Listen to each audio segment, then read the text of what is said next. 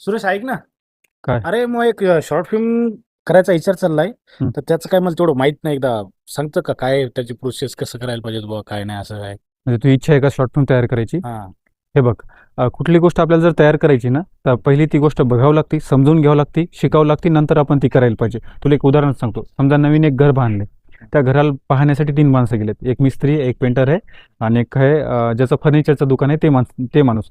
असे तिन्ही माणसं त्या घराला बघण्यासाठी गेलेत. तर ते घर एकच आहे, पण त्या घराला बघण्याचा जो दृष्टिकोन आहे तो सारखा असेल का वेगवेगळा असेल? वेगवेगळं असेल ना, ज्याचं त्याच्या कामाच्या नजरेने जे ते पाहिजे हां, असणार. बरोबर. जे पेंटर आहे, त्या घराला कुठल्या प्रकारचा पेंट दिला या नजरेने बघेल.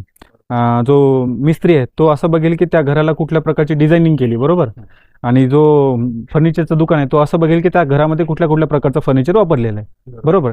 तर घर एकच आहे, पण बघण्याचा दृष्टिकोन वेगळा आहे. तर तुला काय करावं लागेल, सिनेमा बघावा लागेल. तर सिनेमामध्ये कुठल्या प्रकारचा डायलॉग रायटिंग केली आहे, कुठल्या प्रकारची स्टोरी टेलिंग केली आहे, कुठल्या प्रकारचं कलर ग्रेडिंग केली आहे, कुठल्या प्रकारची एडिटिंग केलेली आहे, कुठल्या प्रकारची साऊंड डिझायनिंग केलेली आहे. असे भरपूर प्रकारचे एका वस्तूकडे बघण्याचे दृष्टिकोन असतात माणसाचे वेगवेगळे, बरोबर? तर तुला जर शॉर्ट फिल्म तयारी करायची असेल तर शॉर्ट फिल्म तू अगोदर बघ.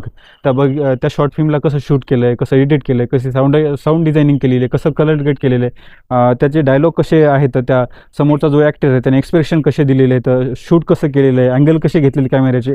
अशा तू अगोदर या दृष्टिकोनातून त्या शॉर्ट फिल्मला बघ, समजून घे, शिक आणि नंतर तू तुझं ते काम सुरू करू शकतो. सगळ्यात चांगला आणि सोपा विलाज हाच आहे. पहिले तुम्ही बघा आणि नंतर शिका. बरोबर, एक नंबर. चालेल, ठीक. तेच बरोबर आहे. ठीक.